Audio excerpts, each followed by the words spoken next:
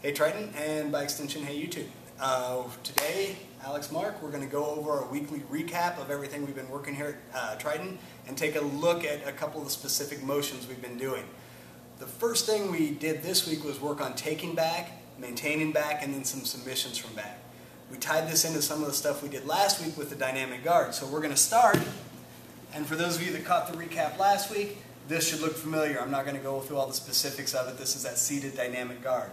From here, Mark's going to go ahead and try and break this arm down and drive into me to bowl me over. I'm going to start this motion to take his back by utilizing that momentum. I'm using my back base arm to lift my hips, and I'm essentially standing and basing by taking my hips to the side.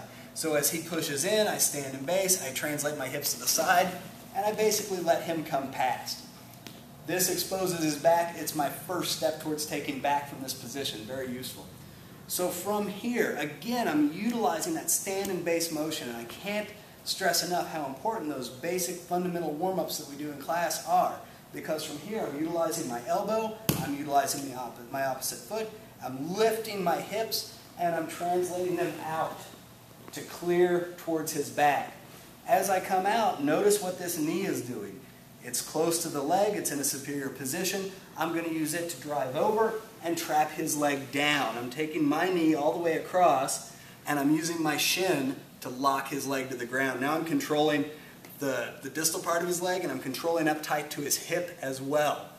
My arm comes across to control across the back of the hips, and I get into his pocket area, right inside the quad. This starts to help me control him.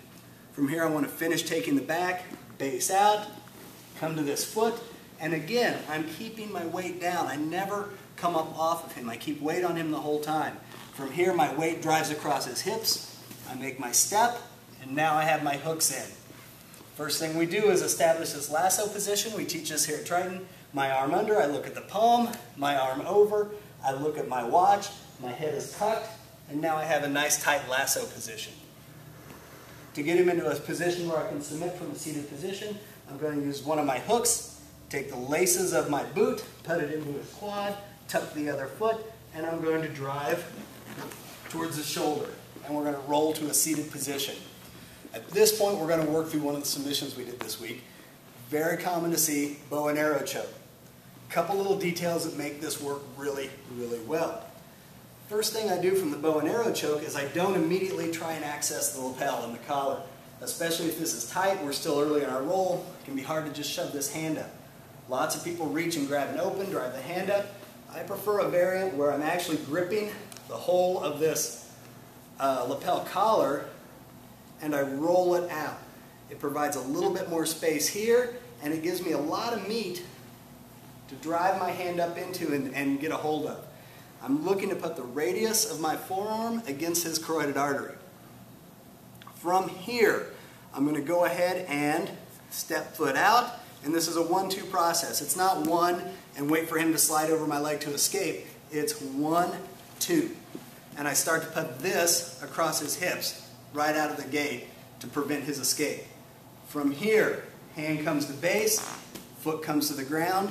I turn myself 90 degrees, again, to get just a little bit more angle on this choke. You can see how this is already starting to create pressure across his carotid artery. This hand will find the gi pant material on the outside at the most basic level of this choke. And now this foot is going to hook over this arm.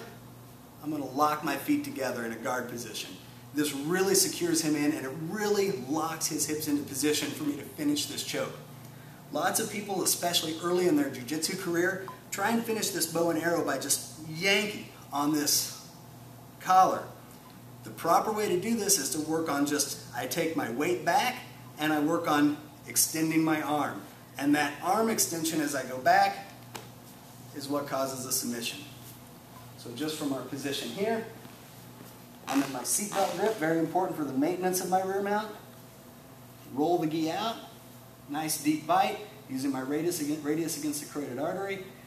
Shift, shift, shrimp to 90 degrees. Once I'm at 90 degrees, I can lock over, lock my feet in position, and now I'm extending this arm as I lean back, and we get the submission. It's one of those sequences that really illustrates how important all of those fundamental mechanics of jiu-jitsu are. From the stand and base to the turning of the hip, it's stuff you learn on day one. It's stuff you've got to stay at the entire time through your jiu-jitsu career to really make these submissions work. Alex, Mark, thanks again for helping. We'll see you next week.